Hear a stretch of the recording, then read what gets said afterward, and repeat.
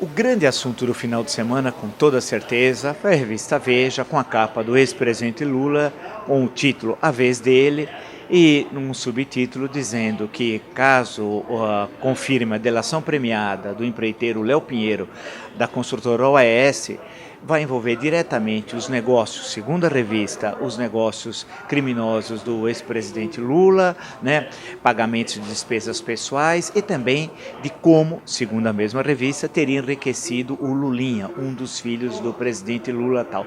A base da reportagem é a possibilidade da delação premiada do empresário Léo Pinheiro, da empreiteira Votos e OAS. É bom lembrar que há cerca de 3 meses atrás, Ricardo Pessoa, da UTC Constran, outra empreiteira, a mesma revista tinha colocado como capa Ricardo Pessoa, dizendo que ele era um homem-bomba, né? Que ele poderia fazer a delação premiada, algo que acabou ocorrendo, tendo em vista depois todos os fatos recentes que nós tomamos conhecimento. Certamente deve ter muitos outros que estão na esfera do processo judicial lá na 13ª Vara Federal de Curitiba, mas o que nós tomamos conhecimento da delação premiada de Ricardo Pessoa são dados esclarecedores envolvendo também o ex-presidente Lula. Portanto, se esse senhor, Léo Pinheiro, realmente aceitar a delação premiada, tal qual diz a revista, com essas informações que já foram reveladas, isso é extremamente grave.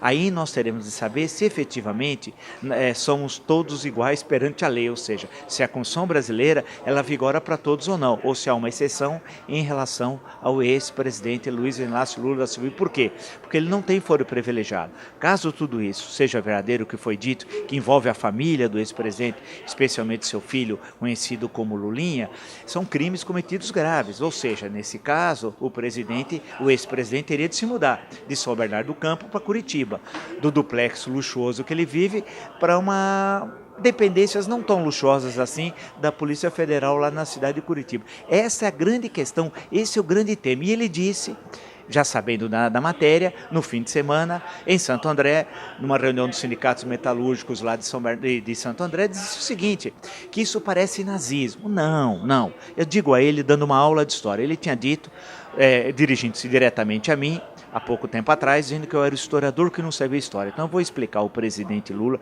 que é o contrário. É o senhor que cometeu vários crimes, segundo a revista, é que não sabe nem do que é ética, do que é moral e não sabe história. Isso não é nazismo, presidente. Nós vivemos no Estado Democrático de Direito. O nazismo, que vigorou na Alemanha de 1933 a 1945, era um regime totalitário. Nesse caso, não é um Estado democrático de direito como nós vivemos.